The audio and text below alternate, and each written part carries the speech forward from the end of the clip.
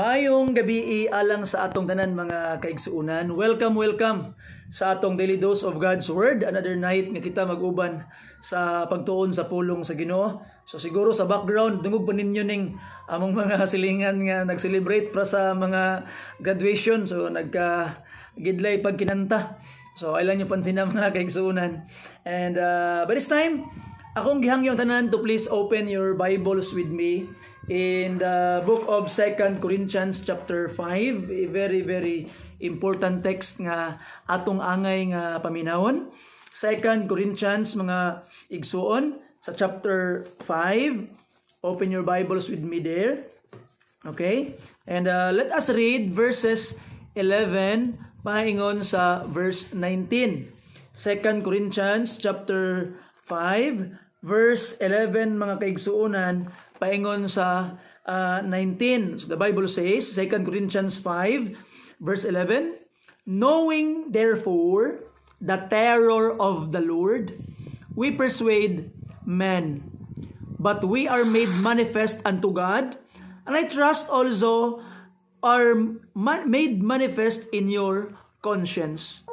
For we commend not ourselves again unto you, but give you occasion to glory on our behalf, that ye may have somewhat to answer them, which glory in appearance, and not in heart.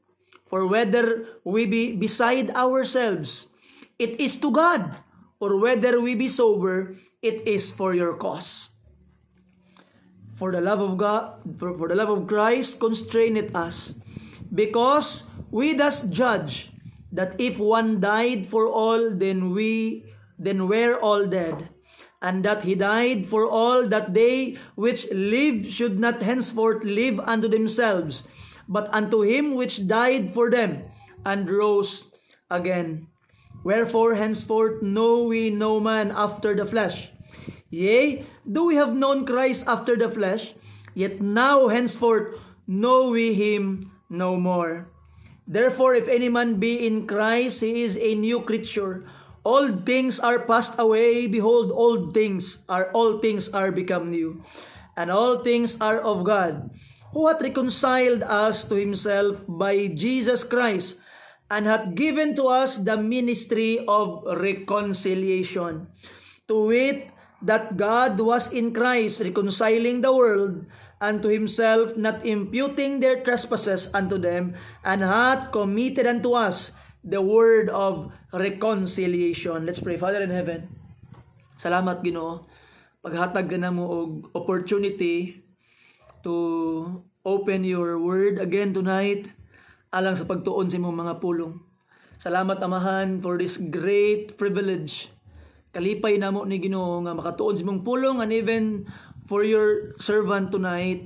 Salamat kay Ginoo because you have allowed me to be an instrument para masulti ang mga pulong Ginoo sa imong mga anak. Help me Lord to proclaim only the truth tonight and nothing but the truth, in Jesus precious name. Amen. Amen. Okay? So ang uluhan sa atong mensahe karon mga kaigsuonan is healing for the whole world. So sa ato ang mga daily bread karon, May 30, healing for the whole world. But please read your daily bread, and I would concentrate sa ato ang teksto karon mga kaigsuonan nga I hope ato kining masabtan sa pinasahi kaayo nga pamaagi. Now, first of all mga kaigsuonan, gipakita ni Apostle Paul ang iyang motivation, or ang dapat nga mahimong motivation sa usa ka tawo ngano man gyud nga iwali niya ang pulong sa Ginoo, ngano man gyud nga iyang isulti ngadto sa mga katawhan ang pulong sa Ginoo. What is it for him? Unsay iyang motivation? Unsay iyang gitawag nga hinungdan? Ngano man gyud nga ang tawo mo preach gyud, ngano man ang tawo iya gyud i-share ang iyang faith. Dili ba pwede nga we believers will keep our religion to ourselves? Why do we really want to share our faith to people? Kabalo ka no? One of the most annoying thing alang sa mga katawhan sa diha nga makasilingan sila og Kristohanon. Nga naman, sa diha nga makasilingan sila og Kristohanon mga kaigsuonan ay maglagot sila. Nganong maglagot man sila og makasilingan sila Kristohanon kay sangyawan gyud sila sa pulong sa Ginoo. Sultian gyud sila sa pulong sa Ginoo. And maybe one of the questions that they will ask in their lives, why can't you keep your religion to yourselves? Why can't you enjoy sa imong pagpangalagad sa Ginoo? Enjoy sa imong pagsimba hala, pagsimba rin ha. Nganong imo man ming damay-damay yun? So, mo na ilang hunahuna mga kaigsuunan. But why is it? Ngano man nga mahimo gyud nga ato yung isulti ang kamatuoran ngadto sa daghan pang mga katawhan mga kaigsuonan. So gisulti ni Apostle Paul sa tuang text. First in verse 11 and second is in verse 14. Let me begin in verse 11. Unsay rason ngano man nga ato yung isulti ang pulong sa Dios ang kaluwasan ngadto sa daghan pang mga katawhan.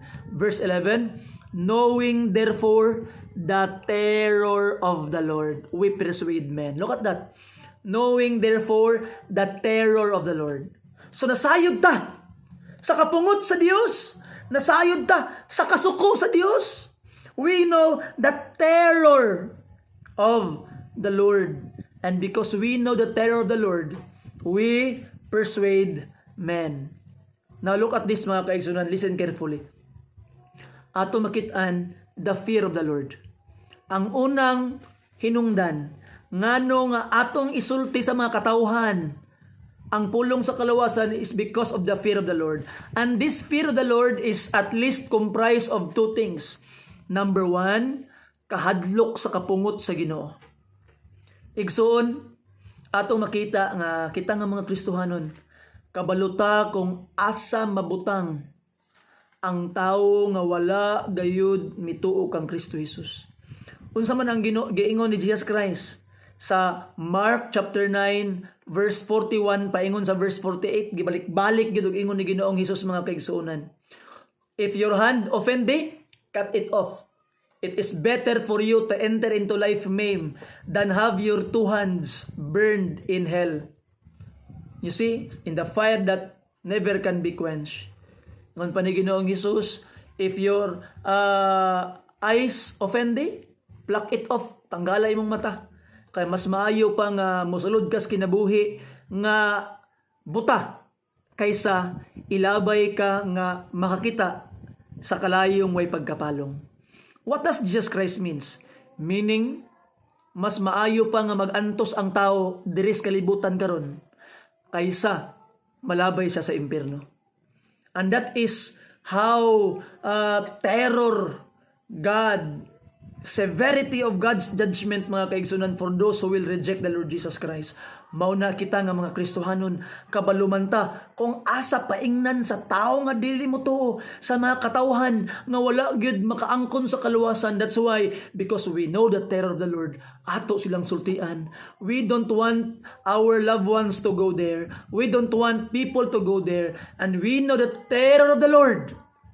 We will persuade them. Ang ikaduha mga kaigsunan, we know the terror of the Lord, the fear of the Lord. Nahigugma man ta sa iya ha. Mahadlok ta, ma-offend siya. You see? Igsuon ang atong kahadlok sa Dios, dili lang na siya kahadlok nga kanang nahadlok ka kay basing kulatahong kas Ginoo. That's not a healthy fear kung mao lang na imong kahadlok sa Ginoo. Remember this. Importante kini nga punto nga kinahanglan nimong masabtan sa imong kinabuhi nga Kristohanon. Ang atong amahan sa langit, amahan gid siya. Pananglitan karon na kay Papa, na kay Papa. All of us have a father. Maybe ang uban, our father just passed away or tuana or buhi pa. Now listen carefully mga kaigsuunan.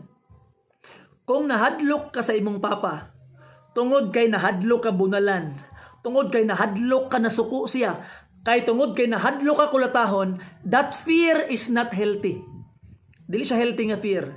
And at the same time, kung nahadlok ka sa Dios, kay nahadlok ka matungluhan, kay nahadlok ka nga gitawag nga dili kay bless, kay nahadlok ka sinutan, kung mao lang na imong kahadlok, that fear is not healthy. Though it is true angay magitang mahadlok sa Ginoo because it is a fearful thing to fall in the hands of the living God, and that's true. Pero og kana lang ang hinungdan sa imong kahadlok sa Ginoo, dili healthy.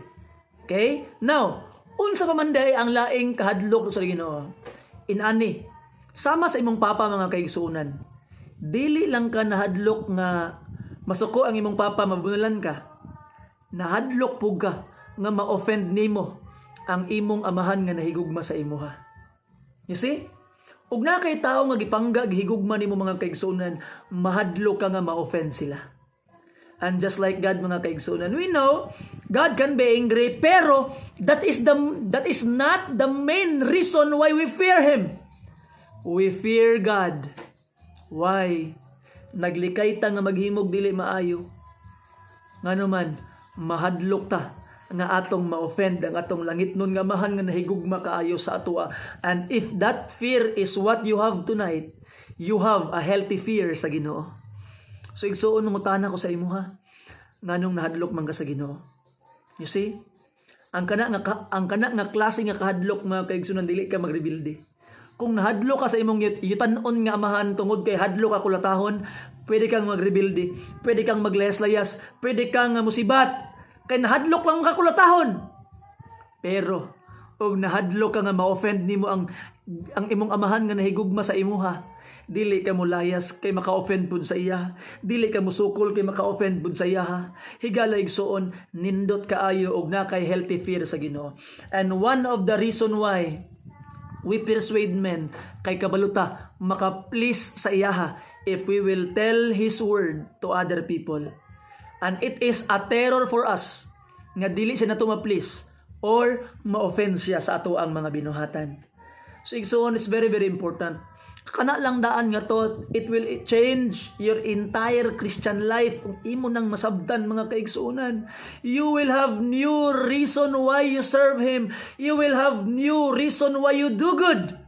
You are doing good. Why? Because you love God and you don't want to offend the person you love. And I hope imo nang masabtan sa imong tibuok nga kasing-kasing mga kaigsuonan is very very important.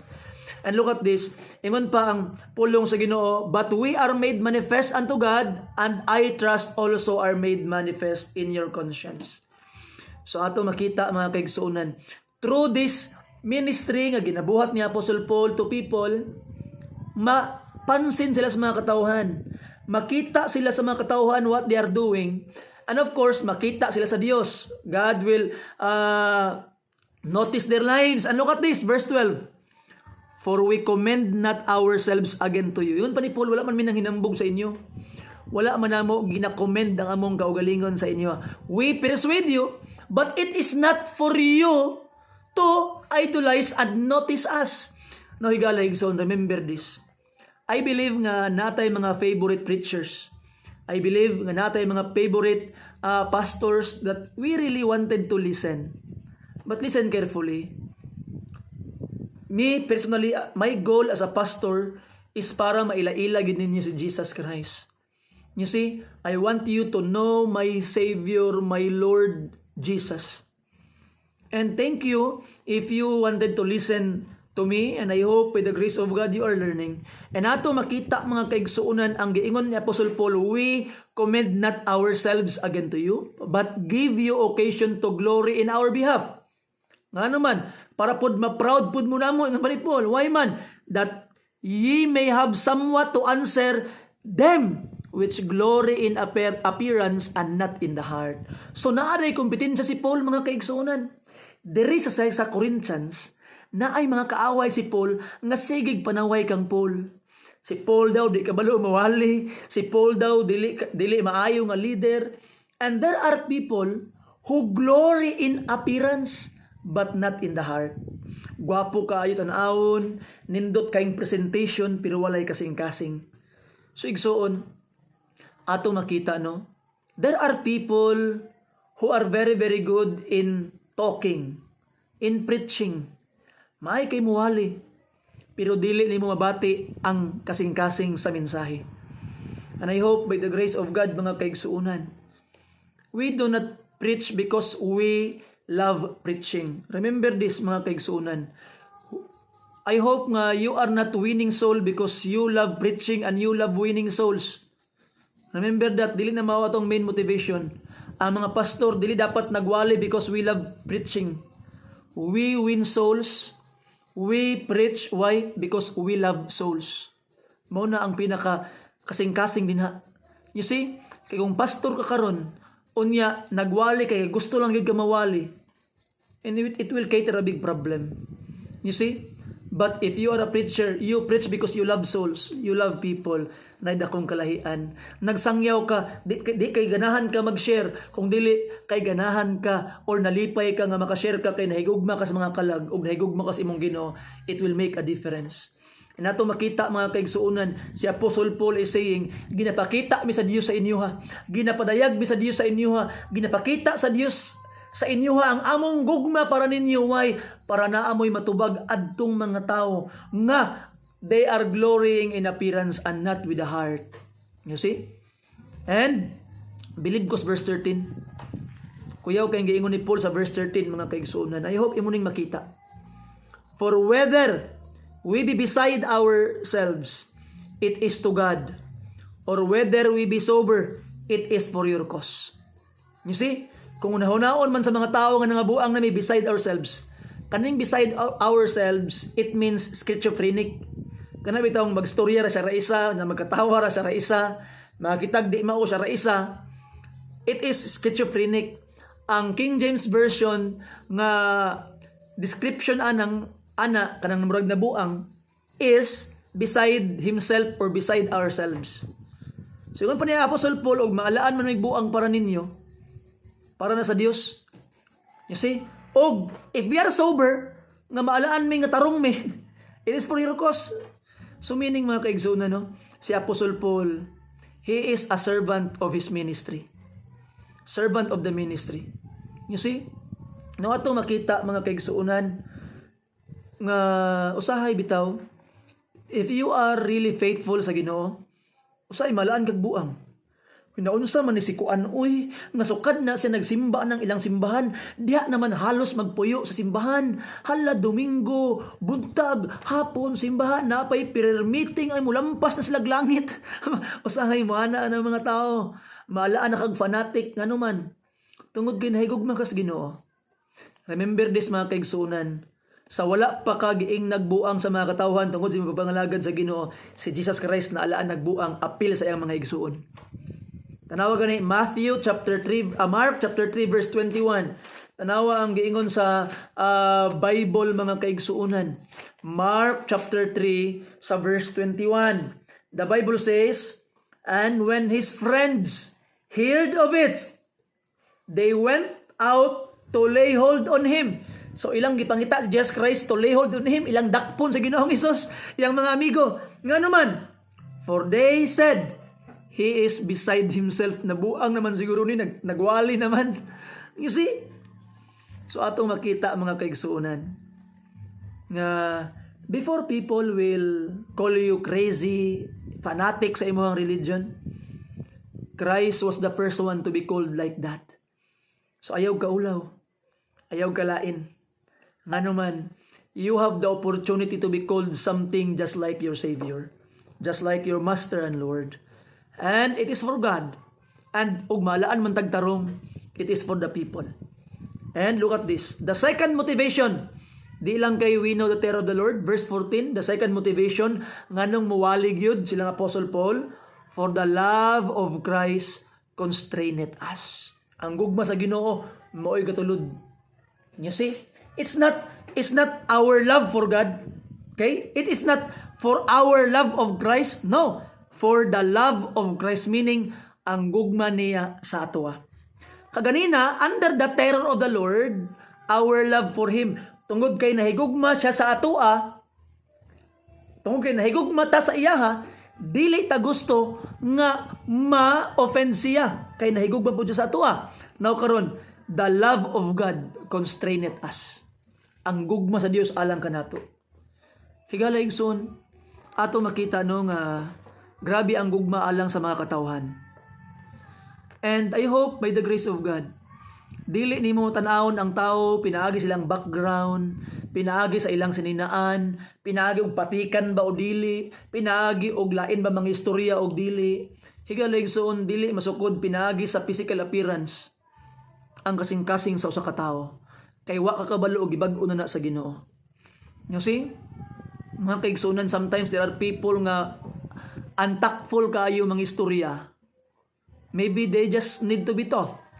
And maybe you will be the one nga gamiton sa Ginoo para tutudluan sila kung unsa ang tama ng pagpangistorya.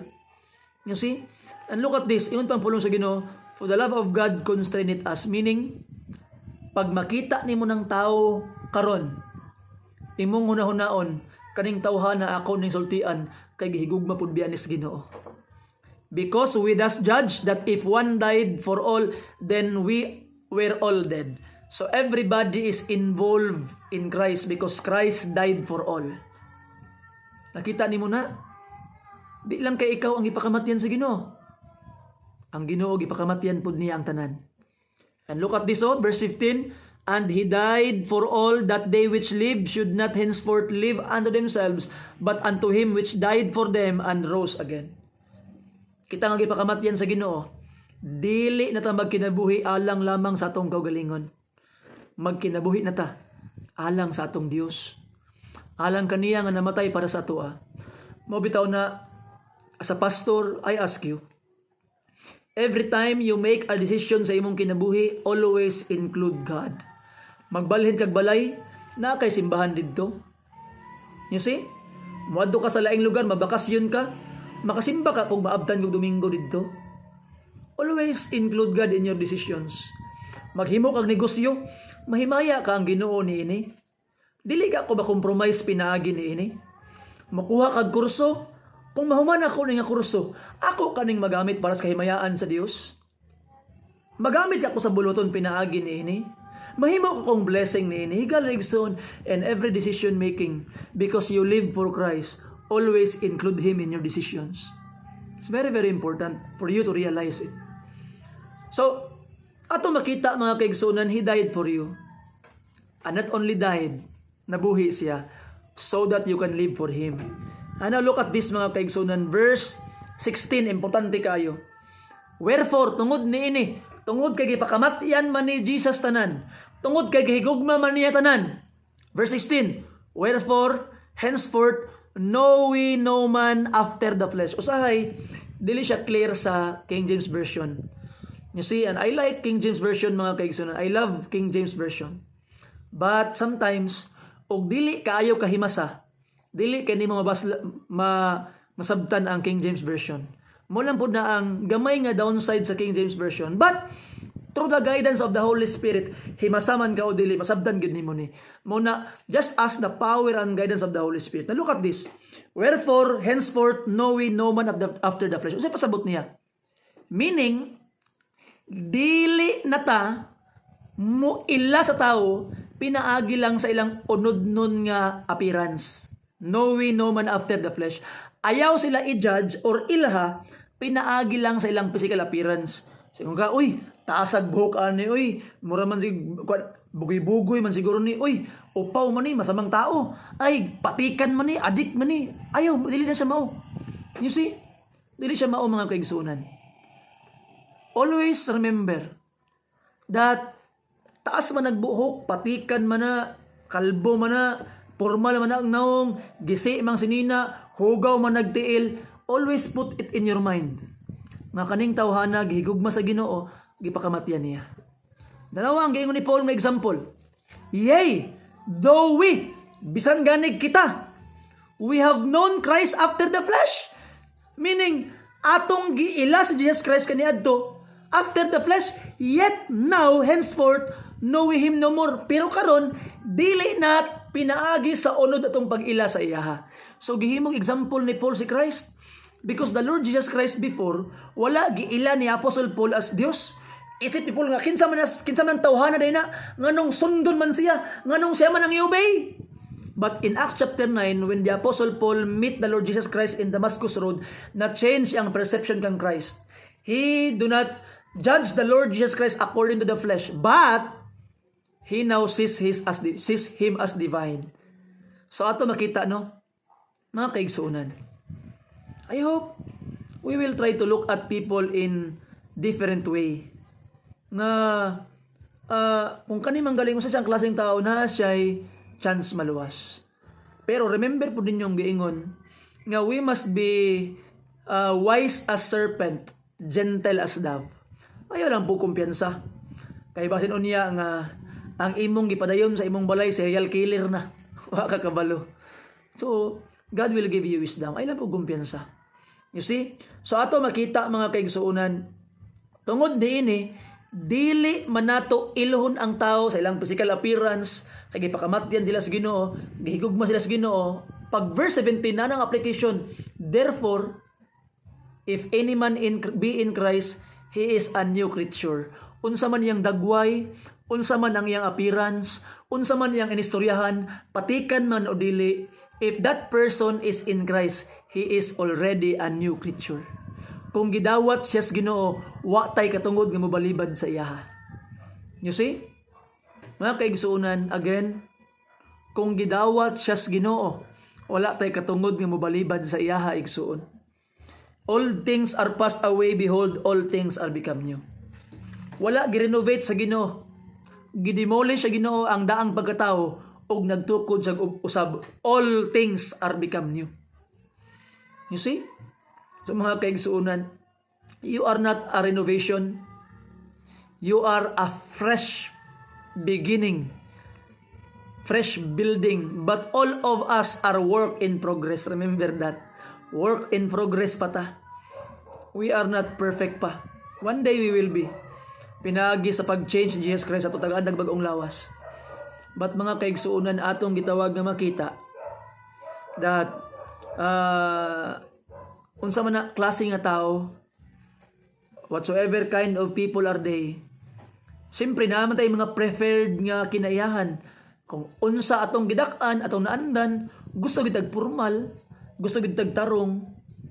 Pero mga kaigsuunan, we must look at them nga they are new creatures. Ako personally, isagol ko nimos mga tarong, magpakatarong pug ko. Isagol ko nimos bugoy, di pugo mailang tarong, mura pugog bugoy. Why? Mo man ang giingon sa Ginoo. Ingon pa ni Apostle Paul, when I was with the Jews, I live like a Jew. When I was with the Gentiles, I live like a Gentile. Ingon pa ni Paul. So, dapat kwanta ka ng flexible ta, mga Kristohanon. Why? To save some. To save them. Verse 18, and all things are of God, who hath reconciled us to himself by Jesus Christ, and hath given to us the ministry of reconciliation. So number 1, kita pod mga kaaway sa Ginoo kaniadto, dili ta desirable, pero gi-reconcile ta niya pinagi kang Jesus Christ. So we are reconciled to God through the Lord Jesus Christ. And kita nga mga na-reconcile na, gitugahan ta sa Ginoo to have the ministry of reconciliation. Wow, I like that. You have the ministry of reconciliation. So mga kaigsuunan, because you have the ministry of reconciliation, unsaon na nimo pagbuhat kung paglantaw pala nimo sa dagways tao na nakay prejudice. Di na nihukom na ka nga akani, di gyud maluwas kay tanawang nawang mo murag rebuilding. Unsaon nimo pagkahimo nga gitawag nga makaangkon sa ministry of reconciliation kung judger na kaditso. Di ba? And kinsa man itong angay ipareconcile sa Ginoo ang mga kaaway. Unsa man ang dagways kaaway gyud. You see? And last verse 19. To which, and to know, meaning to know that God was in Christ, reconciling the world unto himself, not imputing their trespasses unto them, and hath committed unto us the word of reconciliation. So there is an offer of peace. Murag na peace talk ba? Nag-offer of peace ang Ginoo sa ilaha. And we are to come to them and tell them there is an offer of peace. Di ba? So meaning, remember this, sa diha nga magsulwining ka, sa diha nga magsangyaw ka sa Ginoo, ayaw ka tingala kung awayon ka, ayaw tingala kung libatihon ka, ayaw tingala kung insultuhon ka, Nganuman ang imong dala, ministry of reconciliation. Kinsa ang i-reconcile? Kaaway. Meaning, God is asking you to go to the camp of the enemy and offer the ministry of reconciliation with them. You see? So, muadto ka sa kampo sa kaaway. Meaning, sa diha nga magsangyaw ka, ginaadtuan nimo ang mga kaaway sa Dios, and you are offering peace with them. If they will accept the peace, then there will be peace. Malipay kaayo nga dawaton ang gospel. Pero, if they will reject it, masuko sila sa imuha, awayon kanila, ilakang debatihon, ayaw katingala, nga naman in the first place, they are enemies of God. Meaning, they have rejected the offer of peace. Inana, if you will look at that, tanaw na nimo sa gitawag nga perspective sa imong pagsangyaw, ay di ka ma-discourage kung naay mga away nimo, di ka ma-discourage kung naay mga insulto nimo, nga naman, you are expecting it, because in the first place, you are just offering peace to an enemy. You see, we have the ministry of reconciliation. Igsuon ikaw, basing na ay naminaw sa tuwa karon nga wala pa ka nakaangkon sa reconciliation with God. Igsuon kaaway ka sa Ginoo pero nahigugma siya sa imuha. Dili niya gusto nga kaaway kaniya kanunay. Mao na nag-offer siya peace sa imuha. Og ang gasto or ang price sa peace nga iyang gi-offer sa imuha is kinabuhi sa iyang bugtong anak nga gipakamatyan ang imong sala para mapasaylo ka. Ang imong angay buhaton karon duol sa Dios. Pangayog pasaylo, Ginoo, nagrepent ko sa akong mga sala. Nagtuo ko sa gibuhat sa imong anak sa krus para to sa ako. I accept Him as my Lord and Savior. Luwas sa intawon ko.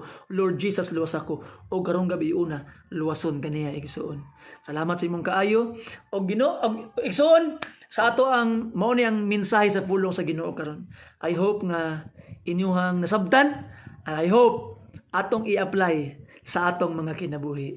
Atong tapuson na ato ang pagtuon karon pinagi sa pagampo. Magampo ta amahan nga langit no. Daligon ka sa walay katapusan. O bani kining mga katawhan Ginoo nga naminaw sa imong pulong. Salamat Lord nga sila ania nakig-uban ka namo para makighiusa amahan sa pag-ila pagyud kanimo. Sa pagtuon pagyud sa imong pulong. Ginoo, panalangin ni ang matag-usa. Liguna mi Ginong Dios nga magmalipayon mi, magmalampuson mi sa mong pagsangyaw ug pagpahibalo sa mga katawhan sa imong pulong Ginong Dios. And help us not to be discouraged when people go against us. Because they are enemies, Lord, and we expect that there will be hostility. But Lord, we pray that they will accept the offer of peace. Pero kami daan Ginong Dios, help us to be reconciled sa imuha. And Lord, constrain us by your love and help us to see your terror para mas ma-encourage ug ma-motivate me na mosangyaw sa imong pulong. Thank you for the way you will bless. Thank you for the way you will empower. In Jesus' precious name, gipangayo na ko ang tanan. Amen and amen. Salamat ug maayong gabi sa atong tanan. God bless po. Maayong gabi.